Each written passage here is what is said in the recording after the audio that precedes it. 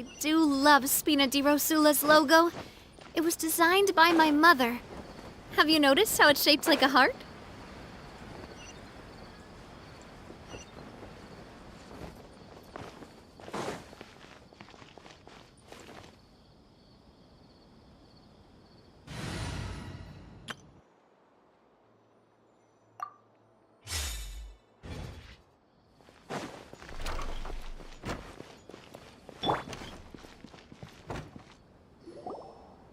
Paimon's trying to remember. What else did we put on our shopping list? Oh, what a mouth-watering smell. Paimon would know the aroma of biryani anywhere. Let's go get some.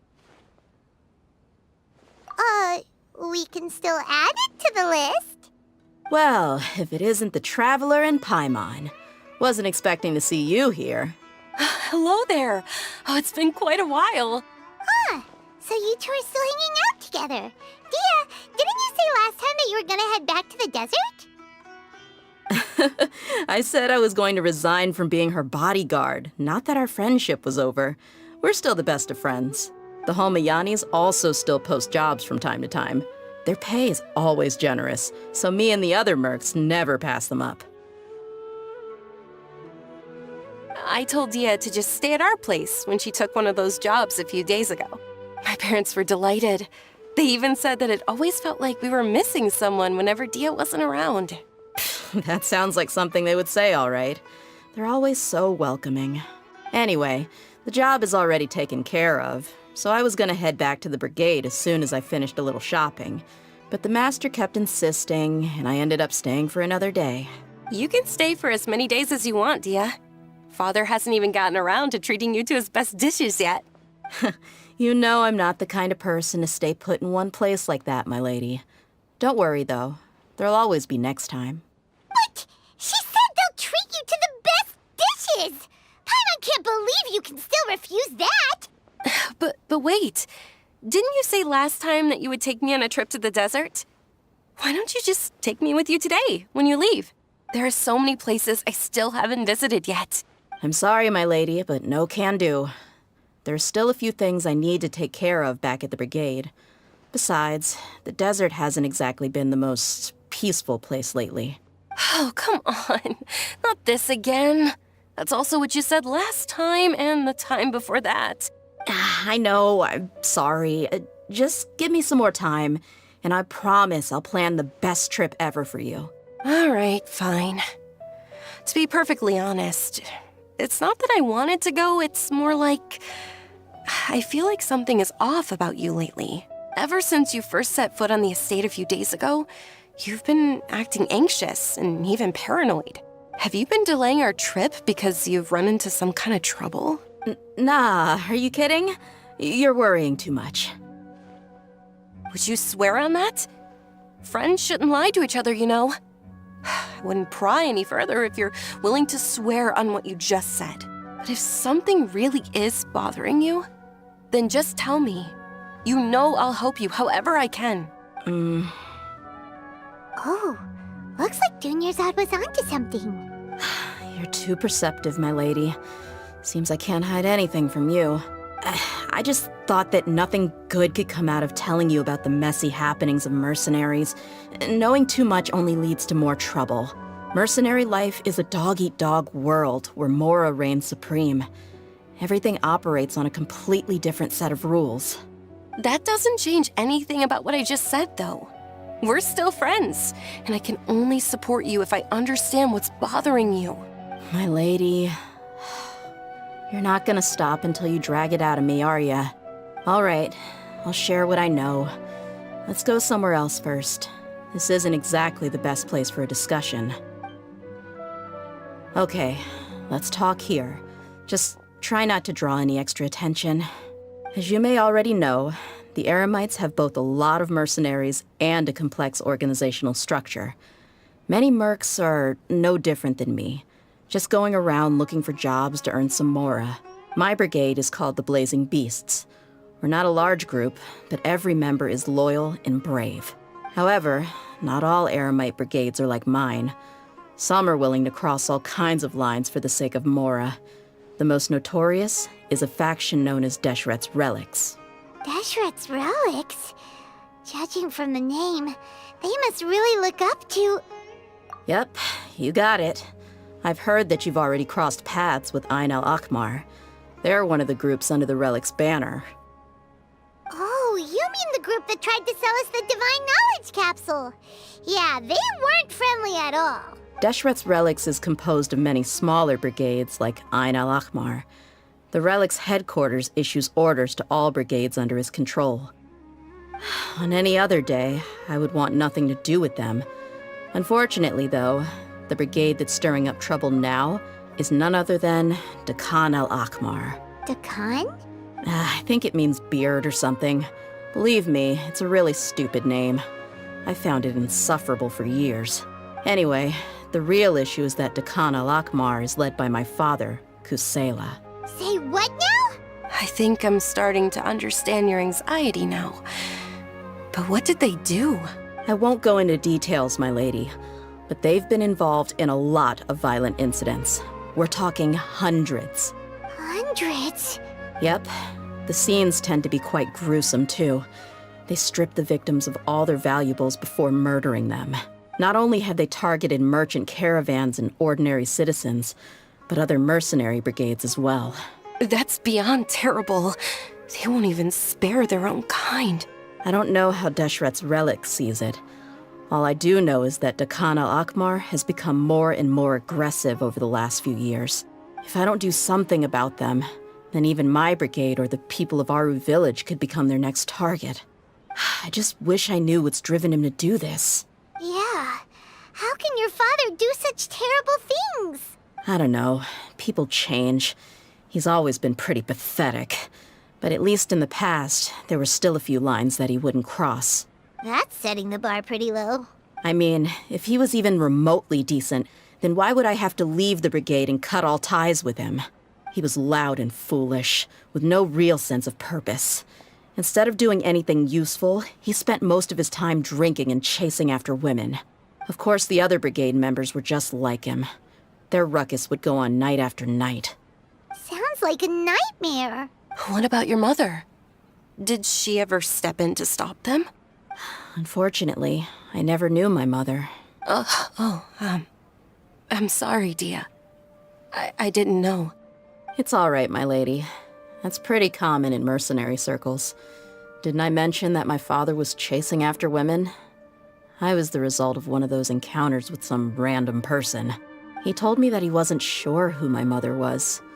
And in any case, she never came to see me. He'd say, "You'll be fine as long as you remember to stick with Dad." But even then, he left most of the parenting to the brigade. The one thing I do remember is that he used to tell me stories. But the problem was that he had terrible taste. He only knew a few stories, and even those tended to be pretty stale. They were tales of desert warriors defeating dragons in the forest, or stories of mercenaries rescuing princesses from rebel armies. Sounds like your typical fairy tales. More or less, yeah. They were interesting maybe the first or second time around, but after about 20 repeats, they started to get a little dull. He seemed to think those stories were the best things ever, though. He was so into them that he'd call the whole brigade over and make them perform the whole thing as a play. Even the toys he gave me would all be story props. I'd get helmets, shields, and toy swords. It was only much later when I realized that the shows were more for him than they ever were for me. What an interesting guy. Yeah, I've always found him pretty childish. That was something I could just shrug off. I had no reason to despise him, until I grew up and learned the true face of Deshret's Relics for myself. Looting, blackmail, violence, and fraud. They not only accepted such heinous acts, they would even openly boast about them. No one in the brigade was any kind of hero. Instead, my father and his cronies were more like the bad guys that needed to be taken down. Did they really think that as long as they didn't do any of that stuff right in front of me, I would never know? I think I can understand your feelings. The difference between perception and reality must have hit hard. Yeah, but don't worry, my lady. It's all water under the bridge to me now. I had a huge argument with my father and left that place behind for good. I'm not investigating them due to any bitter feelings I still have towards my father. I just want to protect those that are close to me. Yeah, I told the boys to gather as much information as they could. Most of the reports concern violent incidents, but there's also some talk of smuggling. I see. But isn't this investigation incredibly dangerous? It is, but every mercenary lives life on the edge. It's a lifestyle that I enjoy. That may be true, but it'll be impossible for those who care about you not to worry. Well, now you get why I didn't want to share any of this with you. What should we do? They both have valid concerns. Huh? But there's no need for you to get caught up in this mess, too. Well, he's super tough, so if he went into the desert with you, then Paimon bets the problem will be solved in no time. I'm inclined to agree. I'd feel a lot more at ease if you took him along to help. I'll wait for news from you in the city until then. Please, stay safe. I'm honored that you care so much for me, my lady. All right, then let's get moving. Our first stop will be Caravan Rebot, where we can catch up a bit with my fellow mercs.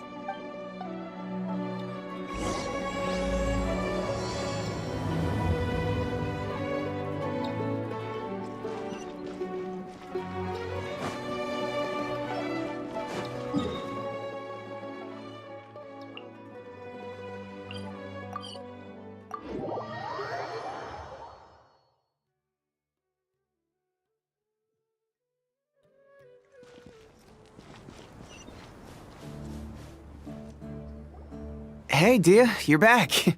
Are these two friends of yours? Oh, so you've already become like one of us then? Well, that's good to know. Anyway, since we've got newcomers, let me fill you in on what Dakan al-Ahmar's been up to lately. They've become extremely aggressive. Apparently, even their own now have become acceptable targets. They even attack other relics brigades, just the same as any other mercenary brigade. Even the most ferocious beasts still protect their own. But it sounds like they've thrown that straight to the wind. That's right. Once they've collected enough loot off the other mercenaries, they sell it off to a different brigade, or turn to merchants on the black market. A portion of their profits is immediately exchanged for more food and weaponry to be used in their next violent operation. That's terrible! Yeah, and it really makes you wonder why they're so desperate for Mora. A few days ago, Isham and I trailed them for a while, and even disguised ourselves as merchants to conduct trade with them. We were able to learn a few things from the exchange. Rather than saying they're out to plunder and hoard Mora, it'd probably be more accurate to say that they're experiencing an internal power struggle. Wait, a power struggle? You heard me right. The vast majority of their victims are mercenaries from the other brigades of Deshret's relics. If their only goal was Mora, they could have gone after anybody. The targeted nature of their attacks points to a power struggle between the different brigades within the relics. That's the only plausible explanation we have. Unfortunately, we weren't able to find out anything more specific. It seems they're also trying to keep things under wraps. Oh, one last thing we discovered was that over the past few years, as Dakan al-Ahmar became more and more active, Deshret's relics as a whole became a lot weaker. It sounds mighty strange to me, too. Haroon, you can leave the rest of the investigation to us. Gotta say, though, I didn't expect you to go on a whole undercover mission during the few days I was gone. Sounds like you were really putting your necks on the line, no? Nah, it was nothing. We're just as concerned about the situation as you are. Dakan al-Ahmar is your father's crew, after all. What he said. Besides, Dehya, haven't you done more dangerous things than all of us combined? What we did is nothing compared to your experiences. Yeah. And while they went to talk with Dakan al-Ahmar, I took a look at the last camp they attacked. Any survivors of the attack were already long gone. There was nothing of value left in the camp. Ah, Hisham and Khalaf. You're here too. We rushed over as soon as we saw you come into Caravan Rebot. Although this new friend of yours looks a little green behind the ears, I'm sensing a special vibe from him. Now that we know you'll have a capable partner with you, we can also rest easy. Hey, what about Paimon? Feel anything special? Oh, you're also planning to tag along with them?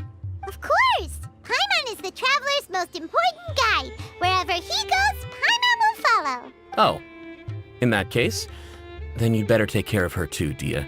Don't underestimate Paimon! Don't worry about her. She may look tiny and helpless, but she's been through just as many battles as the Traveler here. Even if she had only survived on sheer luck, then that alone would still make her quite formidable. I had no idea. I guess I shouldn't judge by appearances. Oh, one other thing, Dehya.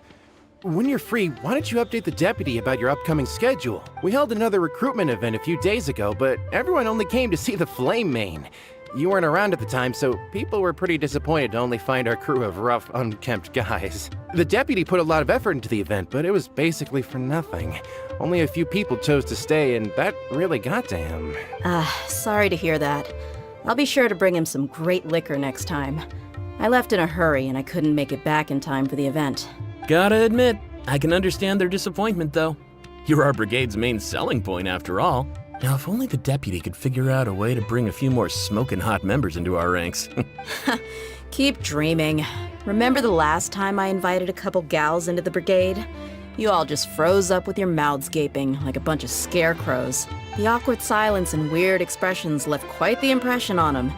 They were originally interested in joining us, but after that, they both told me they were too uncomfortable to stick around. Hey, didn't we agree to never bring that up again? Huh? Wait, are you serious? Why have I never heard about this? I don't think you were part of the brigade yet. Are you kidding me? I missed a once-in-a-lifetime moment like that and you weren't even gonna tell me? All right. We can tell you about it later. Now's not the time. Hey, don't you try to change the subject. You and Hisham get your butts over here and tell me everything right now. Are they always like this? More or less. There aren't many rules or graces when it comes to mercenaries. We're used to just speaking our minds. If someone starts getting under your skin, you just yell right back at them. And if that doesn't put an end to it, then you just challenge them to a fight. But we also don't tend to take many things too seriously. Being direct and getting it all out of your system as soon as things come up is better than keeping everything bottled up, never talking about it. That's also why I never spare their feelings when I talk to them. If I want to laugh, I'll laugh. If I'm angry, then I'll unload on them. It's hard to stop once you get used to it. Though, I can never do that when I'm with the Homayanis. Hey, knuckleheads! Can you at least tell me the rest of the intel before you go back to your bickering? Yeah, you hear her, Holloff? Told you we gotta focus on the investigation first. I drew up a map. Right here's the spot. There you'll find the merchant caravan responsible for getting rid of Dehya al-Akhmar's looted goods. All you gotta do is wait and ambush them in the evening. They'll have no idea what hit them. Perfect. Thanks for that. Be sure to pass my regards to everyone else in the brigade as well. Will do. You stay safe, Dehya.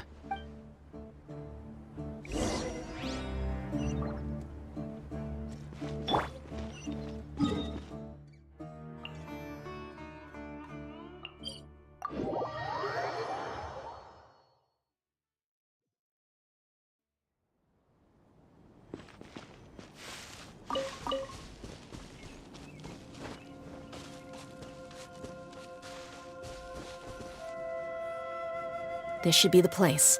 Let's find a spot to hide and bide our time. It's gonna come down to a fight one way or another, so let's all be careful. No need to worry. He knows his way around a fight. I'm not worried about that. What I meant is that we probably shouldn't go too hard on the enemy. After all, we still need to get information out of them.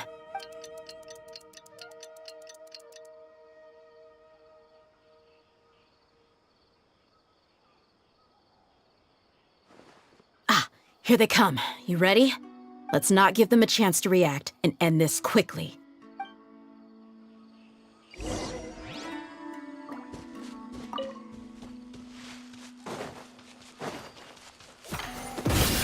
Yeah! Delicate as silk.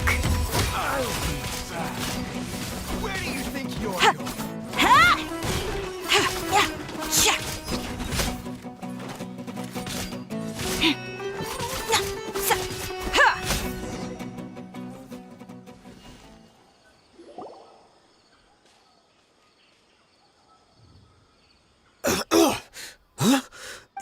You're the Flame Main. Good. That saves me an introduction. All right, time for a little talk. Are you buddies with Dakana Lakmar now? Tell me, what are they after? You know the code of being a mercenary just like everyone else. The first rule is to never divulge key information about our employer. What makes you think I'd talk? That might have worked on an amateur, but I know you're just looking to protect your reputation. Think about it, though. What's your reputation worth if you won't have the other tools you need to succeed in this line of work? Tools like, I don't know, your limbs or eyes? You've got 5 seconds. You might want to think twice about how much your employer's information is worth to you. Whoa! I'm not joking around. We can do this the easy way or the painful way. 2 seconds! I'll save you the trouble.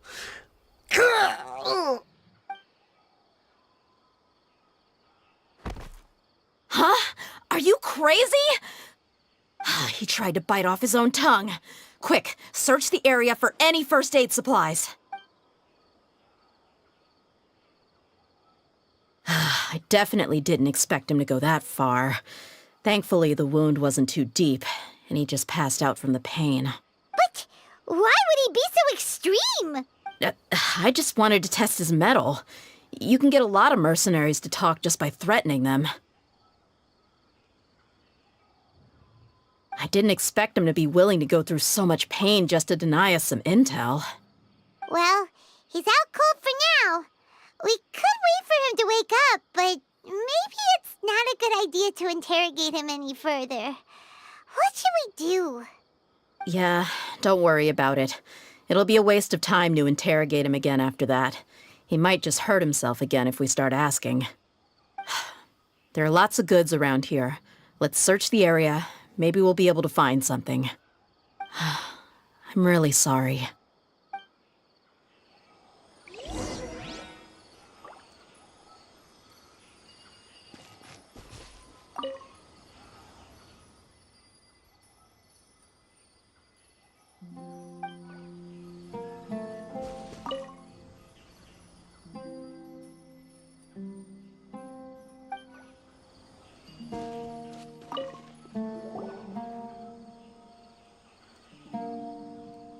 We found a piece of paper with a bunch of names on it.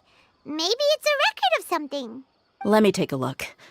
If this really is a merchant caravan, they should have a record of their transactions. Yep. I see an entry for Dakana Lakmar right here. Kusela, Idrisi, Bashar, and Takriti. All familiar names. Dakana Lakmar has been trading for a hefty supply of food, weapons, and medicine. It seems that in the past, they used to receive some canned knowledge as well. This caravan is just one link in their logistics chain. Once in the rainforest, the caravan will exchange the looted goods for mora, and the funds will then be passed to a specific person. That person will then pack the caravan full of necessary goods, which will then be brought right back to Dakana Lakmar.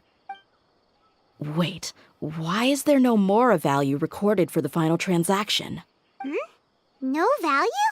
Yeah, every transaction before the last one was marked with an exact amount of mora, but the final one, where they paid for everything to be brought back to the desert, was simply marked as delivered.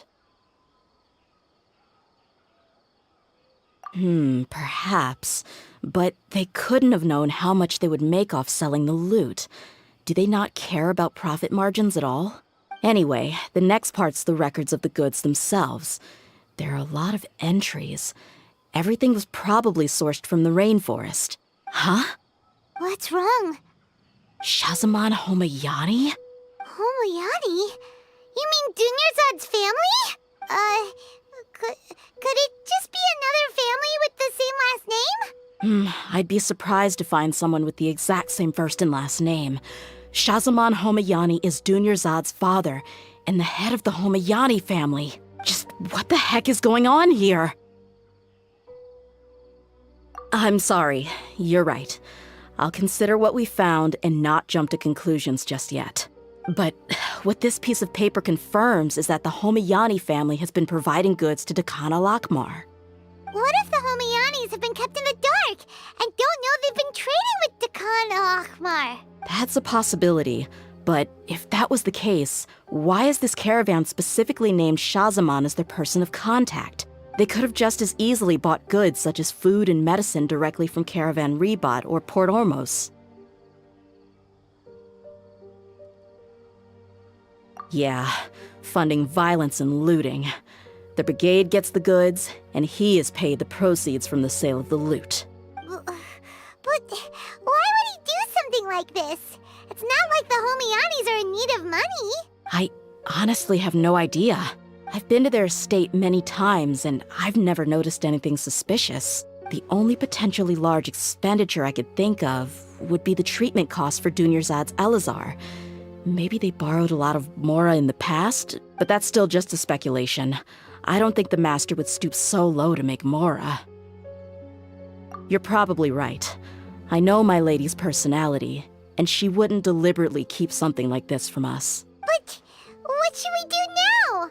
All we found is just another mystery. If you ask me, we already have no choice but to confront her about this. I'm not worried. It's too early to make a verdict yet. I still have faith in the Homiyanis. Let's go find my lady again. We'll tell her everything and see if she's willing to lend us her support. If we're lucky, we can not only figure out the mystery of this paper, but also follow the trail of breadcrumbs to the people responsible at Dakan al-Akmar. Dehya, are you sure this is the best decision? What if instead of getting the help we need, we just end up revealing everything we've discovered to the enemy? I've considered that possibility. But even still, I want to tell her what we found.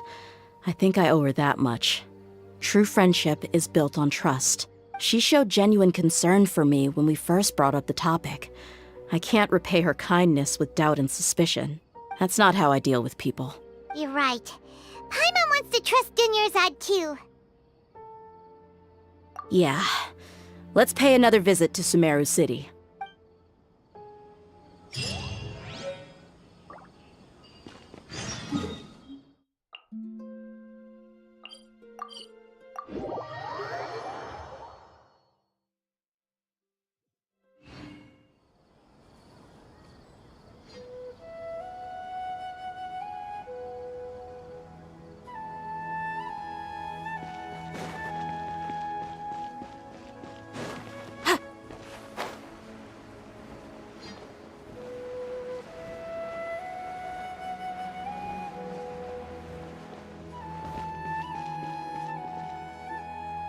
We're back, my lady.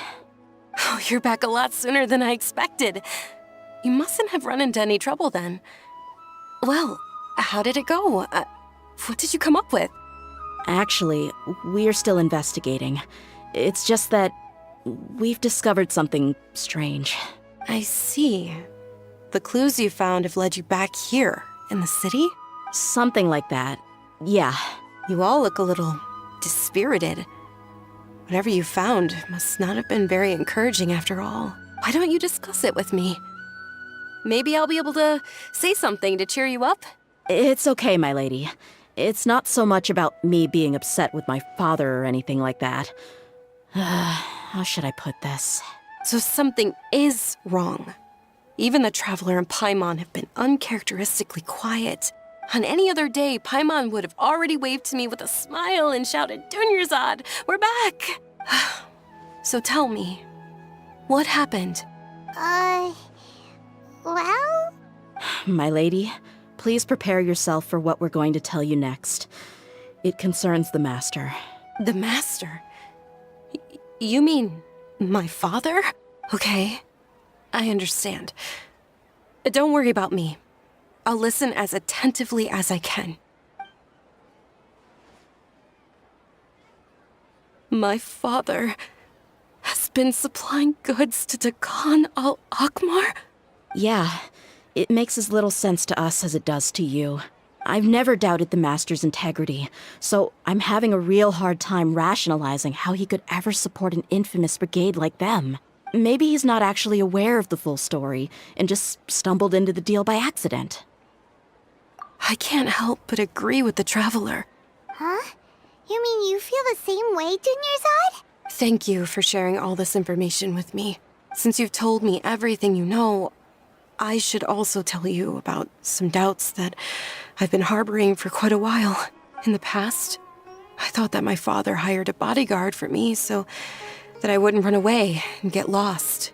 However, there are plenty of capable mercenaries in the Corps of 30. Why did my father go out of his way to hire Dehya? About that. Well, the Homayanis really needed bodyguards, so they reached out to the Blazing Beasts. Later, the Master told me that I was one of the best mercenaries he'd ever seen, and that I should stick around to become one of his bodyguards. He offered me a pile of mora, so I just signed on. Well, but that didn't really answer my question. Just think about it. Why did my father specifically reach out to the Blazing Beasts? Maybe the Corps of 30 just didn't have anyone available, or maybe someone recommended us. I've never given it too much thought. I think I get what you're saying. You'd think none of this was a coincidence. Precisely. At first glance, nothing seems strange or out of place.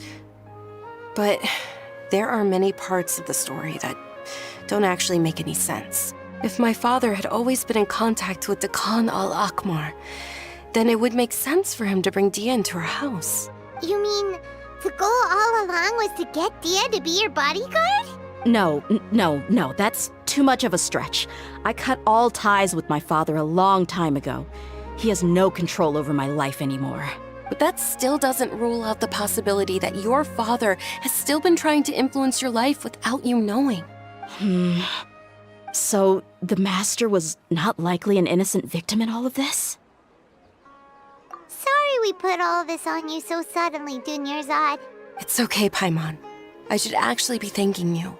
Regardless of his reasons, if my father has truly been funding a violent group of mercenaries, then it's my duty to bring him back to reason. But is that really the right thing to do?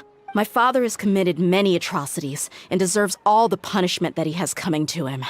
I have zero sympathy for him. You may call me an ungrateful child, but my feelings will remain the same. However, the Homayani family has treated me with nothing but generosity and kindness. If we decide to investigate this further, we could end up implicating the entire Homayani family.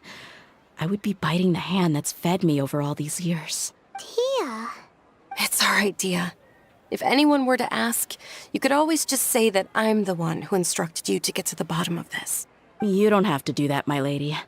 I'm not conflicted because I'm afraid of taking responsibility. Besides, you're the one we should all be worried about right now. Hey, it's still too early to give up hope. What was the thing about friendship again? Right, yeah, trust! You said that yourself, Dehya. Besides, there's no point on getting all riled up before we've confirmed all the facts. Thank you, everyone. That makes a lot of sense. I guess I should always remember the trust that I've placed in people. In which case, my lady, could you ask the Master to come out and have a chat with us? Sure thing. I also hope he'll be able to give us a logical explanation. Let's meet at the usual place then. Usual place? Ah, right!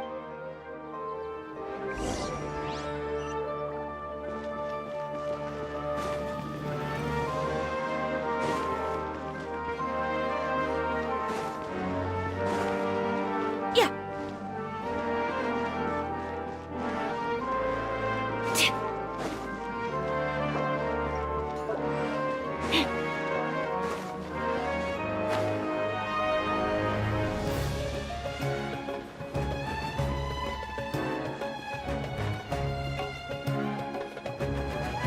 Thank you for coming, sir. Please allow me to introduce these two. This is the Traveler, and next to him is his travel companion, Paimon. Yes, my daughter has mentioned them from time to time. It's a privilege to finally meet them in person. But we may skip all the pleasantries for now. What is the important matter you wish to discuss with me today? Well, we wanted to bring this transaction record to your attention. There's something on this record that we're all pretty curious about. So, that's what you found? Huh. Seems like I can't keep everything from you much longer. If you wouldn't mind, we'd like an explanation. Well, it's a long and difficult story. And to be perfectly honest, I'm not sure if I'm doing the right thing. What I do know, though, Dehya, is that the truth will bring you no solace. If anything, it will likely cause you a great amount of anguish. Wait, me? Yes, I understand perfectly why you came to see me. And I am touched by your collective commitment to do the right thing. But knowledge always comes at a price. And sometimes, as they say, ignorance is bliss. Your father, Kusela, and I both believed that. Of course, you have the right to seek and learn the truth, but I must warn you. The facts of this matter may reduce everything you've built for yourself into sand, blowing in the wind.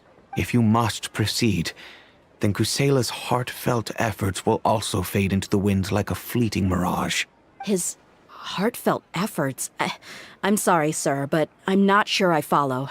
I've made it this far in life without a single drop of my father's support. I have my own ideals and ways of looking at the world, as well as people and causes that I've chosen to cherish and fight for. None of these things have anything to do with him. I came here today to support you as the head of the Homayani family. No warning will change my stance on that. I understand. Then let me tell you a little story. Our family once needed to take a trip to the desert when Dunyarzad was just a baby.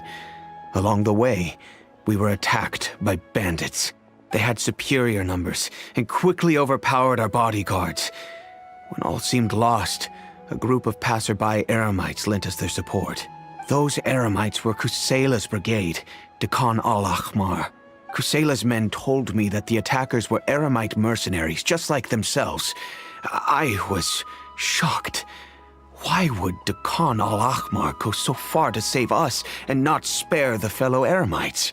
Kusela was grinning and walked over to play with baby Dunyarzad. She was startled by his unfamiliar face and nearly started crying. Really?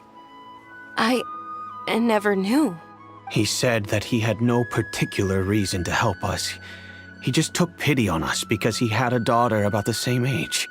We started talking about our children, and I sensed that he was a devoted father.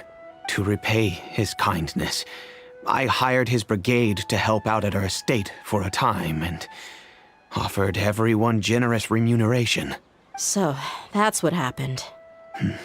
It was many years before I saw him again. I almost didn't recognize him the next time he came knocking on my door. The man I knew to be strong and healthy had been reduced to a shell of himself. He couldn't even walk anymore without his cane. So, what happened to him? He was perfectly fine when I left the brigade. I'm not too sure myself. The only thing that didn't change was his cheery disposition. He said there was absolutely nothing to worry about and that he had gotten into a fight. That was all. He then suddenly asked me if Dunyarzad, now that she had grown, would need a bodyguard of her own. At the time, Dunyarzad was going through a particularly severe bout of her Elazar. There was no need for her to have a bodyguard when she could barely leave the house. But he kept coming back to the topic. Come on, it never hurts to be safe. How do you know a bodyguard won't come in handy one day? I was completely lost at first, until he recommended the Blazing Beasts, and in particular, a mercenary named Dehya. So he was the one who recommended Dehya to you. Indeed. He didn't say it out loud, but it was clear that he saw Deshret's relics as an evil group who would eventually corrupt every member in their ranks. He was already beyond redemption, but he hoped that he would be able to detach his daughter from the vicious world of mercenary life. If Dehya could stay in my house and keep working as a bodyguard, then gradually her affinity for the desert would decrease, and she'd be able to leave her previous life behind. And that's why you offered her such generous compensation? Yes, but not just because of that. From the moment that he asked me for that favor, I also began to see Dehya as my own daughter. And that's also why I tried to persuade you to stay when you asked for permission to leave. I was willing to spend however much it took. Kusela saved my daughter and me all those years ago in the desert. I could never refuse him entrusting his daughter to me. He was always like that, acting like he's oh so smart and self-righteous. Kusela said that he'd reimburse me for a portion of Dia's fees. I refused to take any mora from him, but he'd always send me funds anyway. Eventually, I just accepted them as a token of his gratitude. And that went on for a while until I received another letter from him a few years ago. The letter contained a request to help him buy food, weapons, medicine, and even explosive materials. Wait! Isn't that around the time that Dekan al-Akhmar started becoming more aggressive? That's right. When I started to hear some nasty rumors, I became wary. I wanted to meet him face to face to discuss things, but by then, he was no longer receptive to my requests to talk. If I had to guess, it's probably because he doesn't want to put Dehya at risk. That thought occurred to me as well. I figured that he probably came to me for help because he had nobody else to turn to. After some deliberation, I decided to send him some food and medicine. I turned down all his requests for explosives and weaponry. I am aware that even such a reduced gesture of support could lead to others coming to harm, but I could not simply reject his plea for help. In the end, it probably was the wrong decision. I plugged my ears to the rumors and just chose a solution that made me feel least guilty about myself. If you can, please tell me where he is now. None of the things he's doing right now make any sense if he's just trying to keep me from getting tangled up in his world.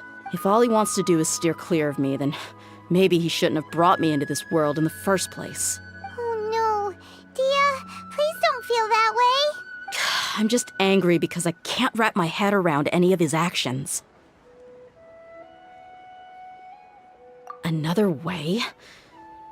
I don't know. I knew him, and he was nothing more than a childish brute. I can't understand what's going through his head. But I guess you do have a point. We haven't uncovered the whole truth yet. We still need to figure out his exact actions and reasoning for these last few years. I'll do my best to help. Of course, anything between the two of you would need to be resolved between you and him alone. I don't know Kusela's exact whereabouts. Outside of supplying his brigade with some goods, I tried my best to avoid getting involved any further with him. However, there's a man on the list named Jawed.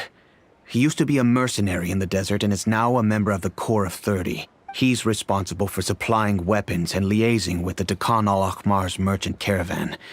I think he should know Kusela's whereabouts. I've heard that he likes to have a few drinks alone and enjoy the cool wind at night outside the tavern. Maybe you'll be able to find him there. Understood. Thank you, sir. Then I guess this is bye for now, unless... I'll stay and be with my father here. To be honest, I'm still a little dazed and haven't finished processing everything quite yet. My father has indeed done something wrong, but if I think about it, I'm also not sure if there was a right way to handle this problem. I feel like our only course of action is to turn everything we know over to the Corps of 30 and let them render judgment. Yes. I am prepared to accept whatever verdict they choose. It's time to face my mistakes.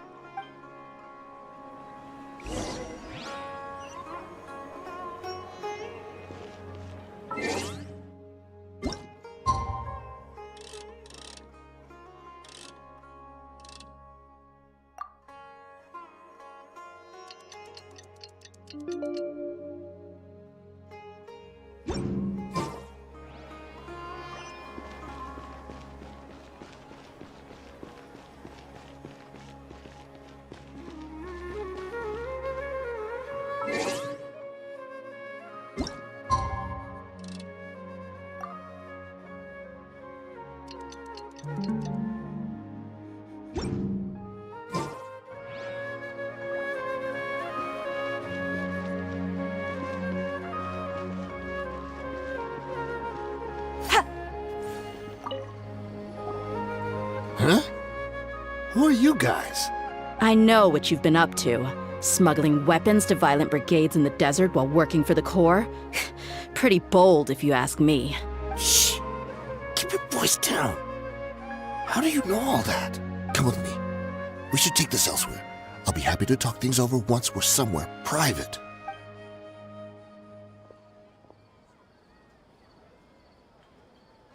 This place should do. All right, back to my question. How did you all know about me? Don't worry about that for now.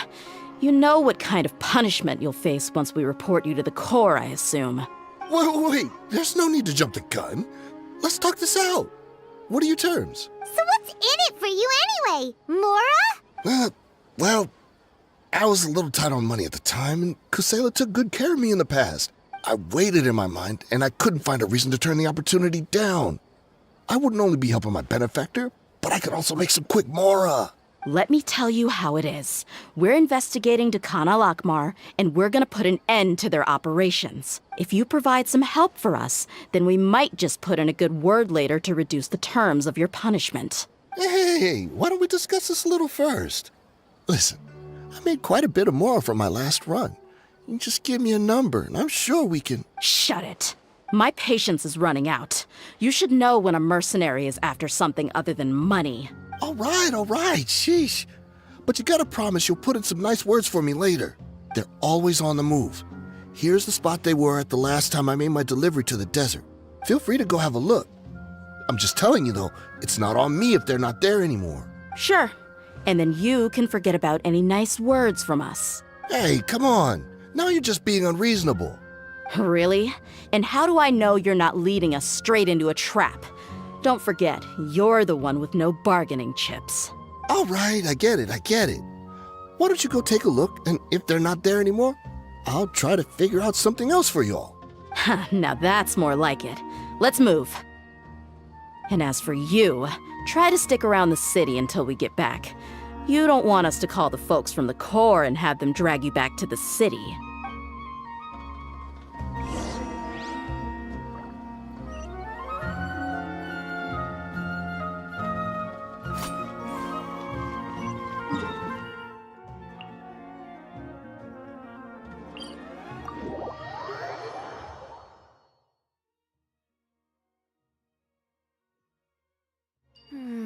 Just how can I market high fashion here?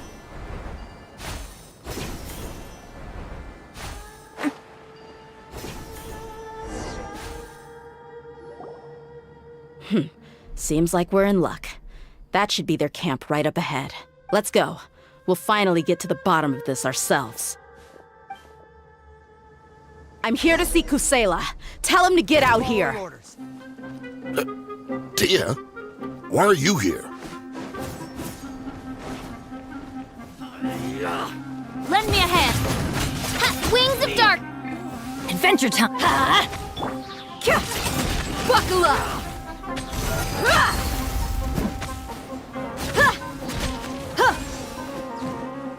Haven't you all done enough? Oh, so are you also here to stop us? Stay out of this. It's got nothing to do with you.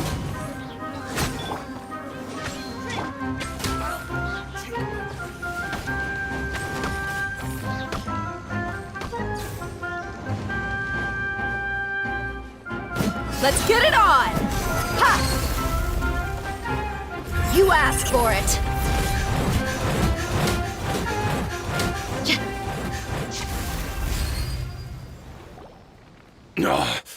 She's so strong. Enough fighting. We all know each other, and I don't want to take things too far. Just bring Kusela to me. There's no use hiding him anymore.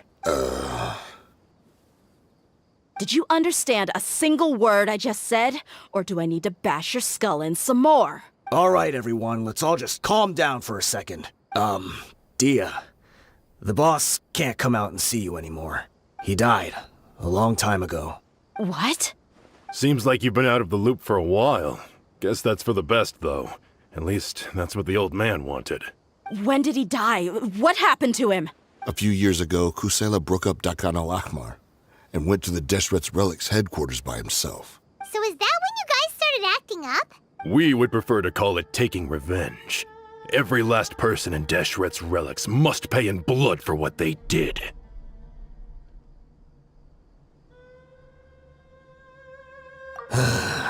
Let me start from the beginning. Dehya, do you know how the head of the relics maintained order internally? Overwhelming strength and unquestionable authority? Those were a part of it, yes. But just those on their own weren't enough. They had another tool at their disposal. They called it a person's record. Regardless of whether they joined by their own will or were coerced, every person in Deshret's relics were forced to leave a record of themselves at headquarters, whether it be their deepest sin, some unforgivable act, or their most immoral exploit. The record served both as a symbol of loyalty and the perfect material for blackmail. That's precisely it. Every one of us have a record. Me, Bashar, Tikriti, and all the boys who grew up with Dehya and ended up joining our ranks. But you, Dehya, you were never asked to provide a record, were you? I never even knew this was a requirement. You were probably the only person in all of Deshret's relics who didn't know about it. Ever since you were born, Boss had been trying to shield you from this organization's sinister rules. Not only that, but he also banned all of us from committing any nefarious acts. He said he'd take care of the dues we had to pay regularly to headquarters. But in the end, he was just an ordinary person. What could he do? He was forced to go to headquarters again and again to account for missed dues and incomplete records. He'd come up with all kinds of excuses and get beaten up as a result. We all knew he was doing that for you. He wanted to get you out of this world, no matter what it took. And that's why he became a shell of himself and couldn't walk without a cane. Wait, but that doesn't make any sense. I didn't know about any of this, and I'd never seen him get injured or beaten. Because you were too young at the time. How would you ever tell between wounds from a beating and wounds from battle?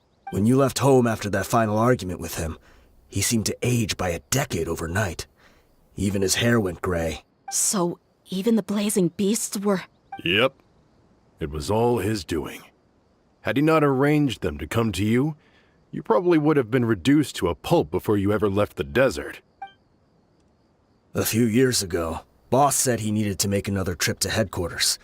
He was already pretty weak then, and we all assumed he was going to get beaten again.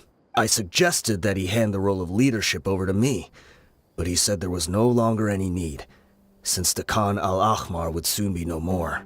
His words made no sense to me, but that night, we heard that a massive fire tore through headquarters and razed everyone's records to ash. Everyone gained their freedom that night. Many members fled, not just from our ranks, but from the other brigades as well. But how could we leave with a clear conscience?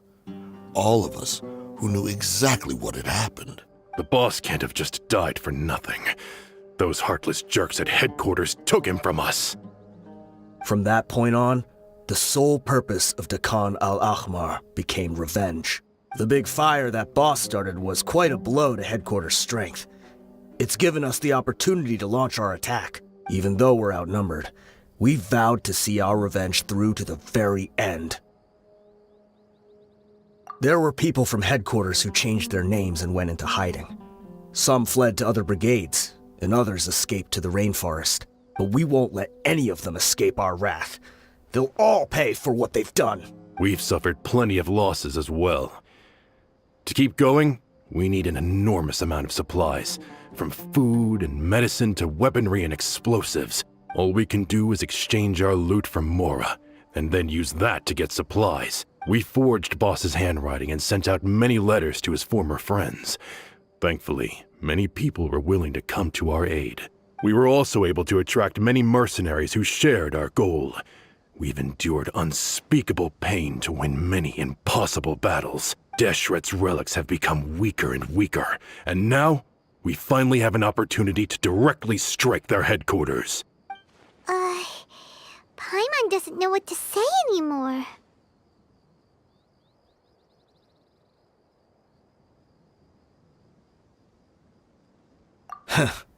We do know right from wrong, but we were sinners from the very beginning. We do not deserve the freedom that the boss won for us with his life. Boss always loved his old-fashioned hero stories. Those tales about sacrificing yourself to save the world. We used to always laugh at him for it. But in the end, He really went and lived those stories out himself. As for me, I never considered myself a hero. We're all the lowest of the low. We have no right to even imagine such an existence, but maybe those hero stories he liked foreshadowed everything that was to come. The spirit of the hero touched all those he had saved, and more people joined his cause. Maybe we were all just acting along with the play in the beginning. But as we acted the parts and recited the lines, we were drawn in. And now, we want to see the story through to the end. I'm sorry, Dehya. I know you always found us insufferable ever since you were young. Just think of this as a madman ranting. I'll go with you. Huh? Dehya? You wanna go with them? I grew up with these guys, and I know they're not bad people. It's just that some situations get so bad that it's difficult to tell good from evil. All I know is that Deshret's relics must be destroyed. Furthermore, I want to go see the place for myself. I want to know if my father is still there. I know you don't want to get involved in this, so there's no need for you to tag along. I can do this on my own. Yeah. Paimon feels like we'd only regret it if we don't see this through to the end. Thank you. We'll be a lot stronger together with you. I bet Boss would lose his mind if he ever knew you'd join us at the very last moment like this. Considering all the losses and injuries we sustained, we can't afford to turn down someone as powerful as you. He can think whatever he wants. But the fact is, I owe him this much.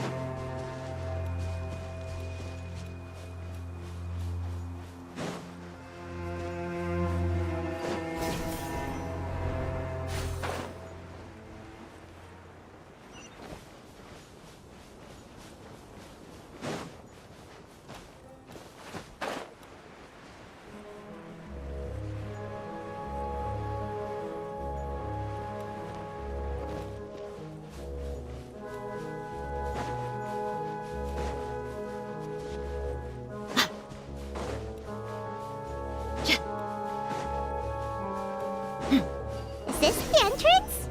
We sure didn't run into much trouble on the way here. Should be. I don't think they have enough manpower left to post guards and defend their perimeters.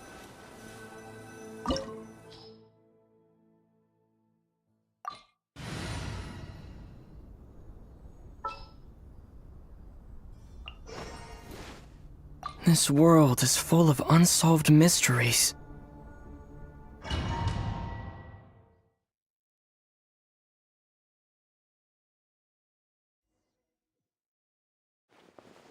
Wow. Paimon didn't expect it to look like this on the inside. They should all be holed up in here. Don't know how many people they've got left, though. Who cares? We'll round up all of them. Still, we should be careful. Even if they've only got one shot left, it could still take us out. Yeah, we'll know what they're really capable of once we've landed some hits on them.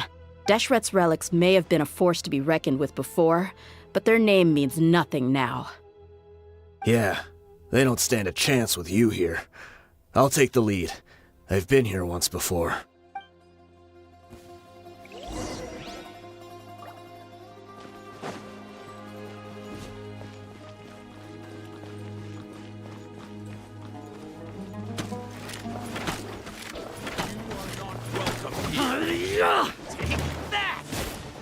Look alive! Scatter! Spring forth! Huh?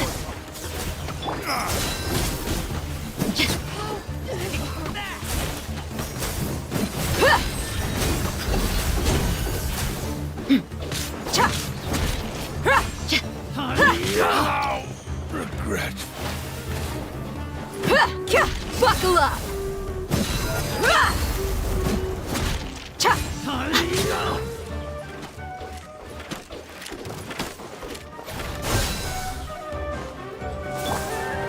Let's light it up! Midnight Phantasmagoria!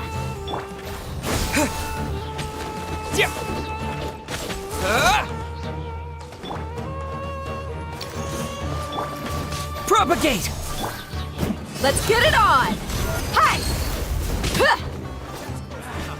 Feeling lucky today?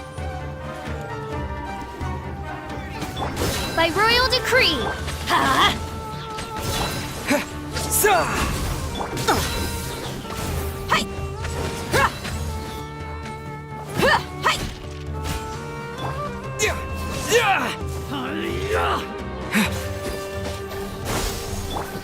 As you wish, mein Fräulein. I'm getting sick of this game.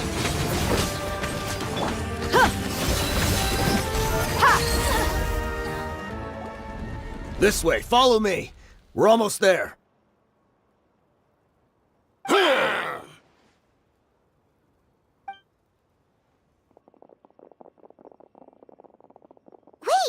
They went charging ahead without checking for any traps! Hey, you guys okay? It seems like we just got trapped in here. Don't think we triggered anything else. Watch out, the enemy's coming from ahead. Well, now that things have come to this, seems we'll have to fight our way through. Don't worry about us. We knew something like this could happen. Go and take a look around. There could still be another way through. Let's go! We can't let the boss down! Let's check if there's another way! The sooner we can make it through to help them, the better. Let's see. I think I see a way through over there, but it's being blocked by something. Let's try our luck with that mechanism. Okay, let's go!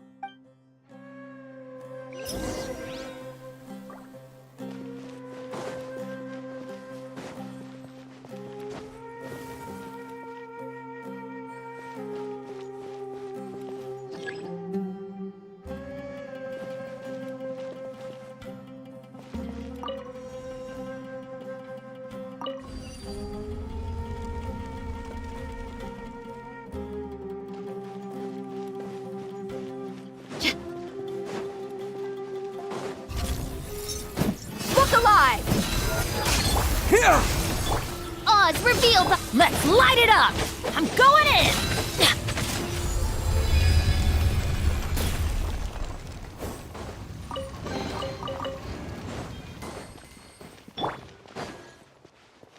Another mechanism like the one before, but this one's being blocked off in the middle.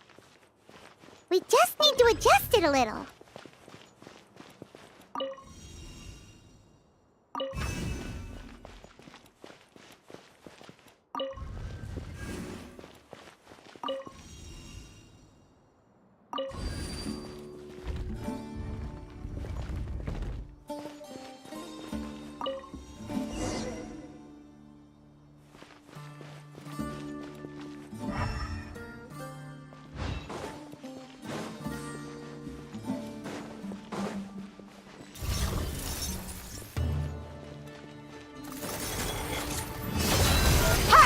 Scatter!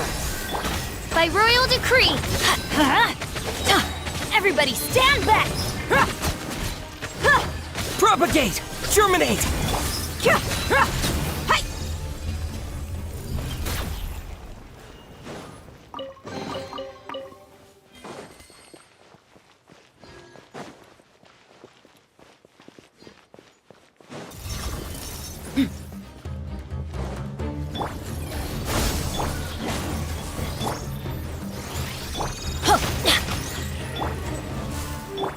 was reveal thyself. Teamwork is dreamwork. Let's look. Buckle up. You're dead meat.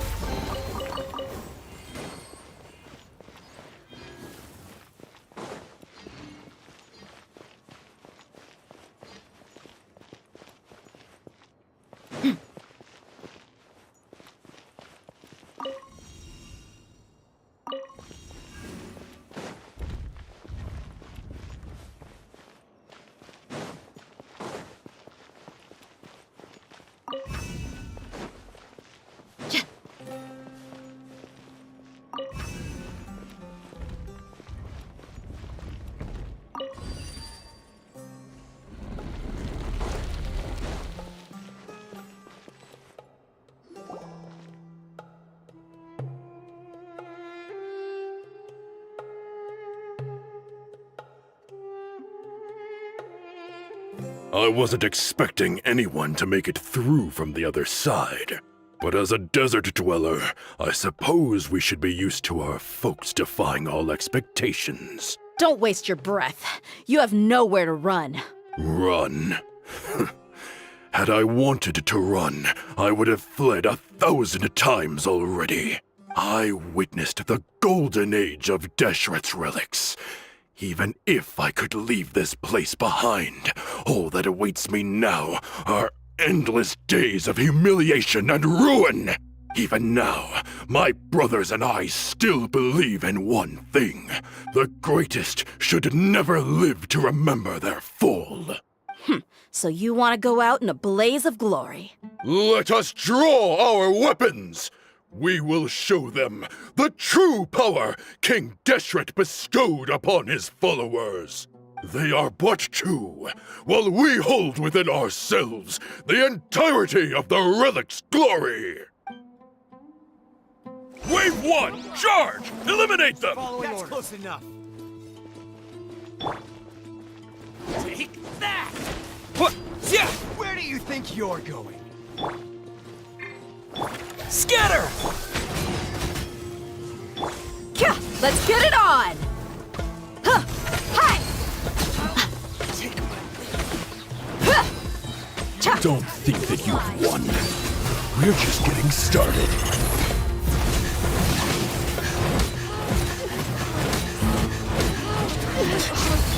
By royal decree. I'm going in. King Deshret will not abandon any one of his followers.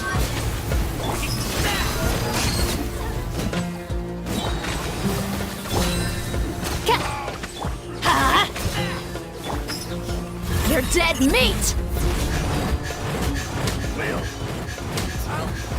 Brothers! With me, this is where we'll prove our faith. Do you all just want to die? None of us plan to leave this place alive! Gloves off! The golden slope. The commander has finally fallen. But they're still coming at us! This place is like a gladiator's ring. They just keep coming no matter how many we beat!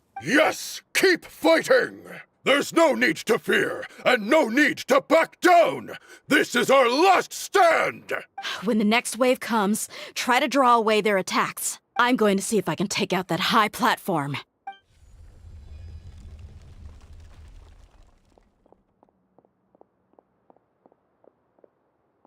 Get out of my way! Come and face me, Mishal! Ugh, so they've broken through the front as well. Apologies, Lord Michal. They fight like absolute madmen. No matter how much we throw at them, they just keep coming for more.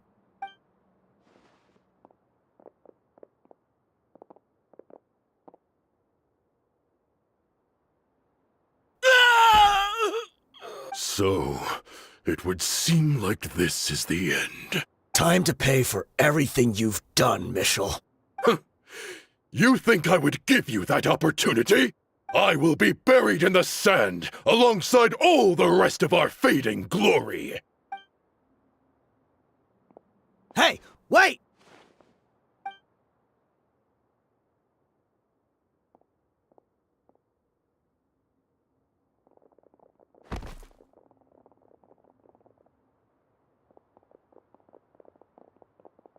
We were too late. It's over. There's no more need to fight. But if you're still going to cling on to your so-called mercenary's pride, then I'll give you all a good beating as well.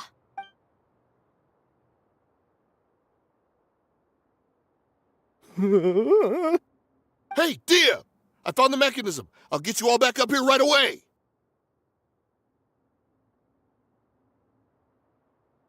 Let's go.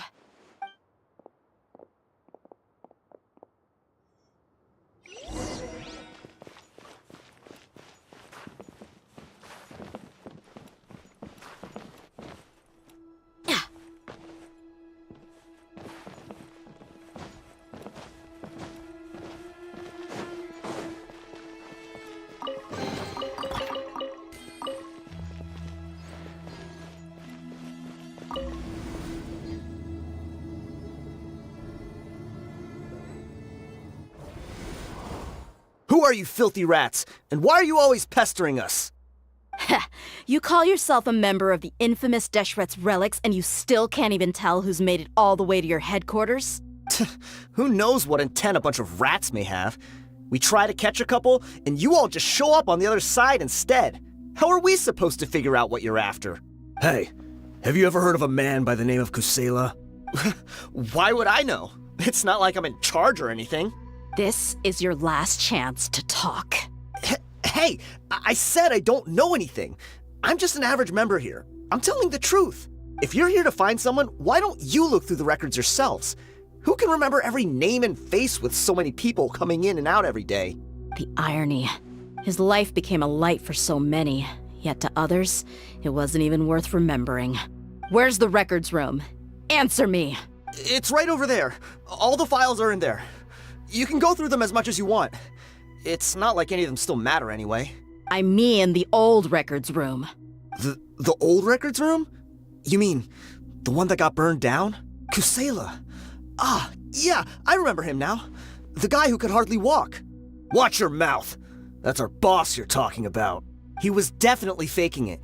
We all let our guard down as soon as we saw him come hobbling in. But in the short time it supposedly took him to take a dump, he'd already gotten away and started a fire in the records room. He couldn't have possibly outrun us if he wasn't a fraud. And after that, Deshret's relics fell into complete disarray. Stop wasting our time. Every one of us here is perfectly aware of what he had done. Tell me, where is the old records room? It's just over there. Go see it for yourself if it means that much to you. There's nothing left in there but ashes. No human could ever survive that kind of inferno. Bashar, Tikriti, let's go. We'll leave the others here to guard these guys. Spare them no mercy if they try anything.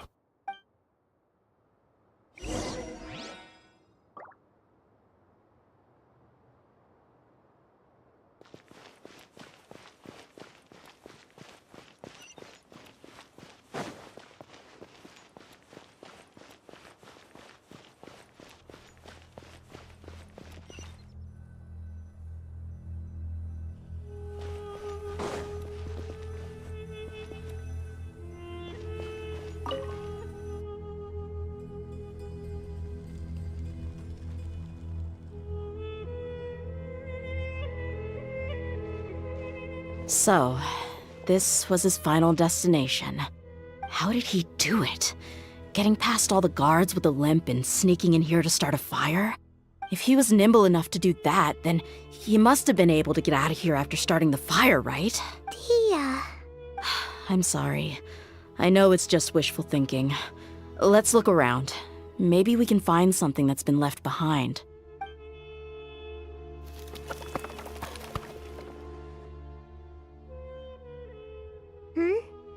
Is this a cane? It must be the one that Dehya's father used. Kusela. Thanks for everything, boss. We're fortunate to somehow find that cane after that fire. Let's split up and look around some more. What if something else has been left behind? But what else could survive a fire like that? Huh?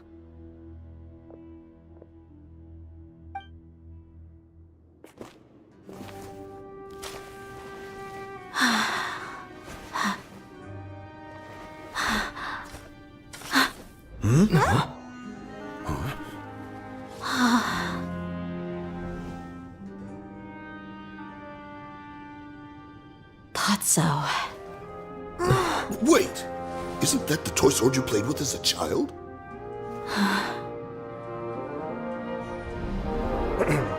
The dragon is no more, for Princess Dehya has slain it. Its head now hangs above the city gates. Her bravery has brought eternal peace and prosperity to us all. Dehya, come on. This is the most important line. You can do it. But Dehya, you defeated the dragon. Everyone's waiting for your speech. Still too shy, huh? All right, I'll do it. I hereby proclaim our victory. Evil shall plague us no more.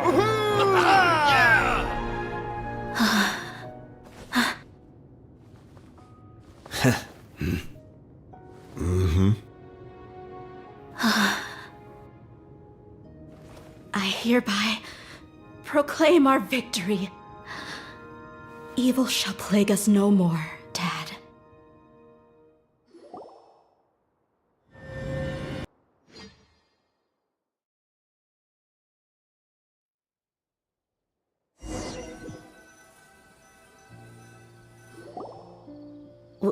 What's this? Don't you remember? You asked Paimon what she would do if she were to wake up tomorrow with loads of money.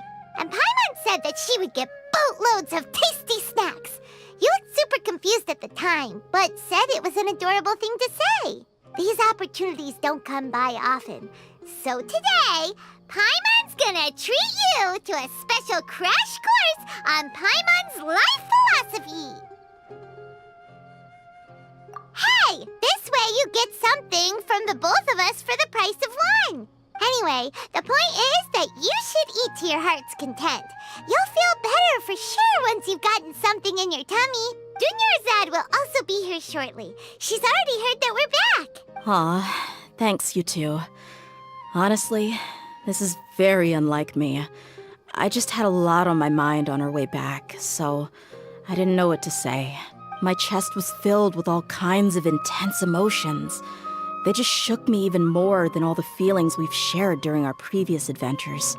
But when everything came to an end, those emotions also vanished without a trace, and I was left feeling more empty than ever before. It was as if I'd lost the thing that was most important to me. Yeah, you're right. To many mercenaries, Mora is the most important thing in the world. But perhaps to us, it's the most worthless thing of all. Idrisi and the others all used to say that they would quit if there was no Mora to be had. But when it came to avenging my father, there was no Mora to be made anywhere. My reality shattered when I found out that the father who always told me hero stories was in fact a bad guy. But look at me now. Am I any different? Despite all my promises about never forgiving him and never trying to understand him, I still went to such lengths to find out the truth, and nearly even shed tears for his sake. We're hypocrites. All of us. Yeah, you're right. It's just a pity that we often only recognize our true feelings after it's already too late. You're back! Are all of you all right? Ah, there she is. Yeah. Many people from the Corps of 30 came over, and I just wrapped up everything with my dad. All I can do now is wait for their verdict. Huh? Dehya, you're looking quite down again. Paimon will explain. A lot happened while we were gone. I'm sorry. I really should have controlled my emotions better. I just... It's all right, my lady. You were hurt by all of this as well. Truth be told, I'm starting to feel a little guilty watching you cry like this. Dehya, Oh, your pain must be even worse. You shouldn't need to comfort me. Hey, don't worry about me. If anything, this whole thing has finally shown me the difference between illusion and reality. My father probably thought that people could settle into new lives as long as they moved to a new environment. That thought has even crossed my mind a few times. It's like saying, what's wrong with adapting to a new life? However, there was always something deep within my mind that refused to accept it. This impulse brought me great turmoil, and even made me feel ashamed for turning my back on your father's kindness. But now that I consider it again, it all makes sense. The desert sands are a part of who I am, and I will never be able to lead a peaceful existence. I understand how you feel. That doesn't mean I won't be making any changes to my life, though. As an example, I'm now thinking about taking on some small odd jobs. It's just like Idrisi said. I also want to catch up to my father and become a character in his play. Even if the ending of the story may be childish and ridiculous, it won't really matter. Isn't that neat, though? Oh, you'll be a whole new kind of mercenary, one that's not out for Mora. Why don't we go for a change of scenery once we finish eating? What about stopping by the Grand Bazaar again? Right. You said you wanted to get a rug for your family. We'll come along too. I can't thank you enough for taking care of me this entire time.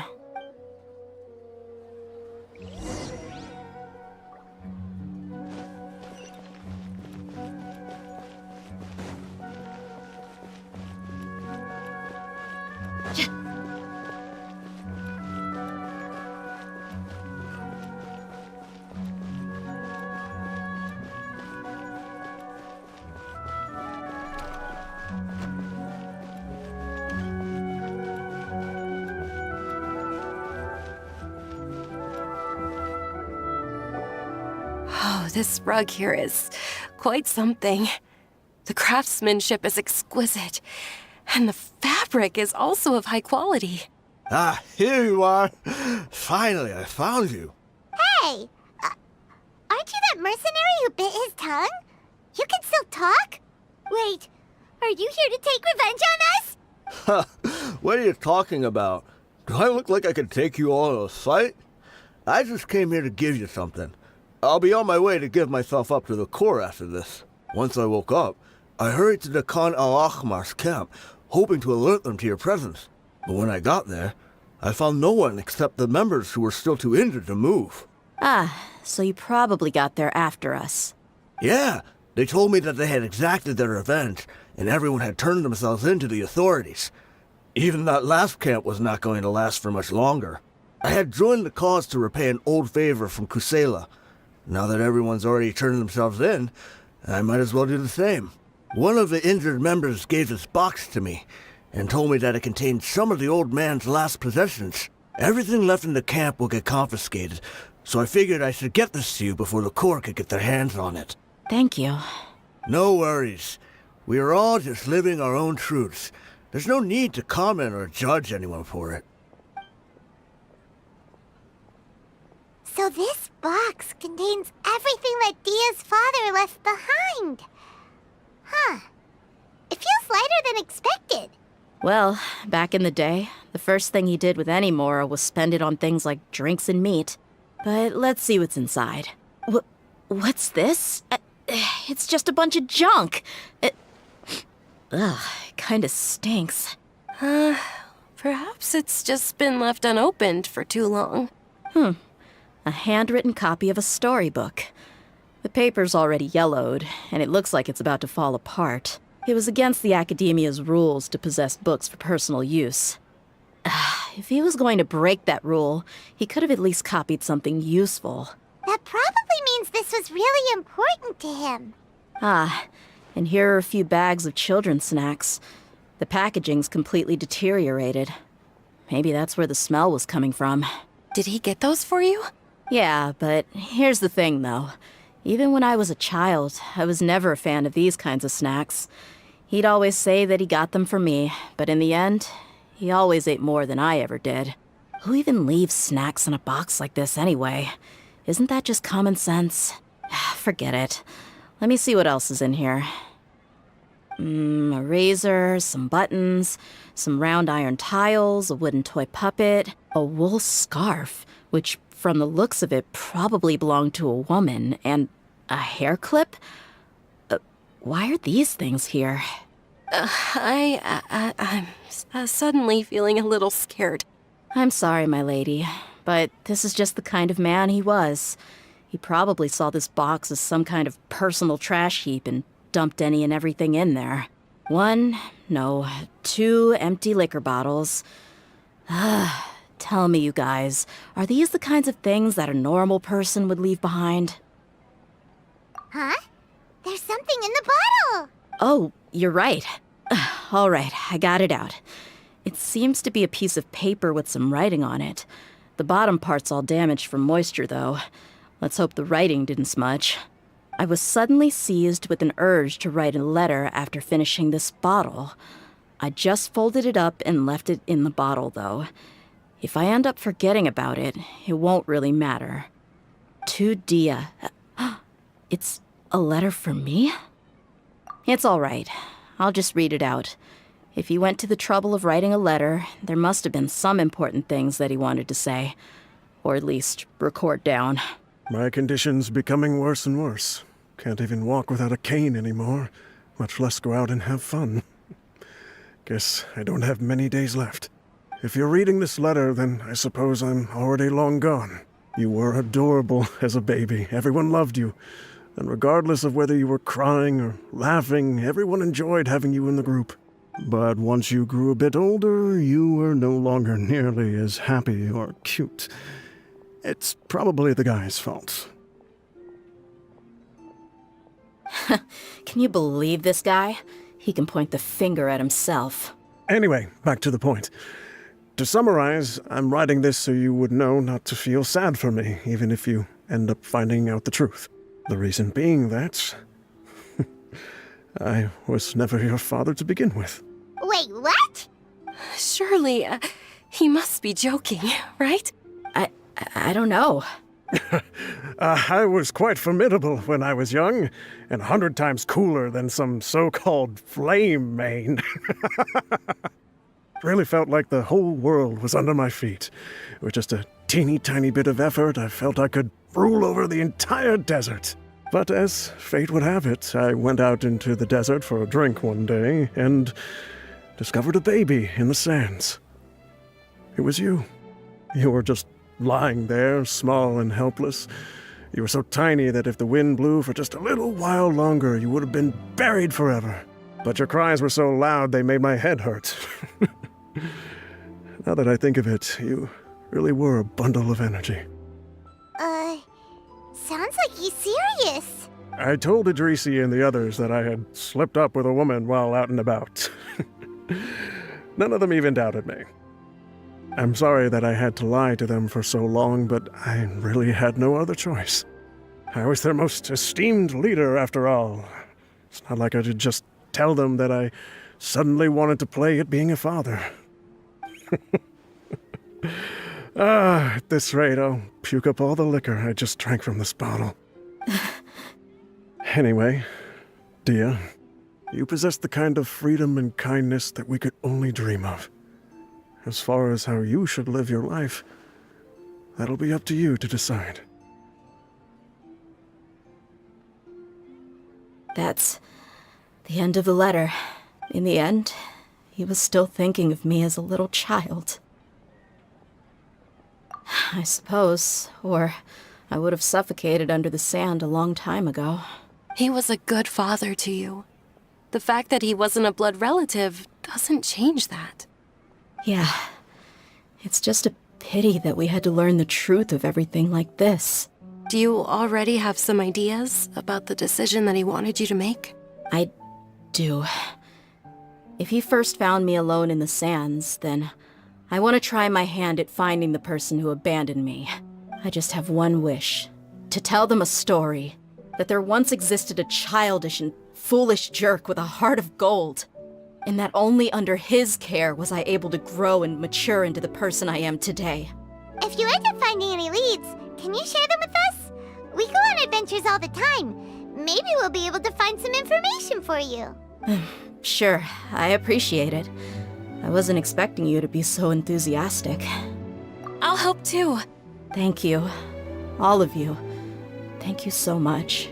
My life has certainly had its twists and turns, but I've always considered myself lucky. Because no matter where I've gone, I've always been surrounded by incredible kindness.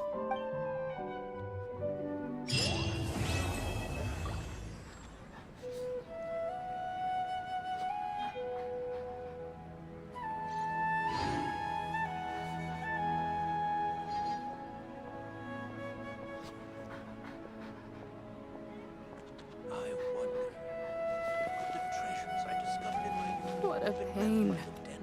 It's time to apply for a new budget again.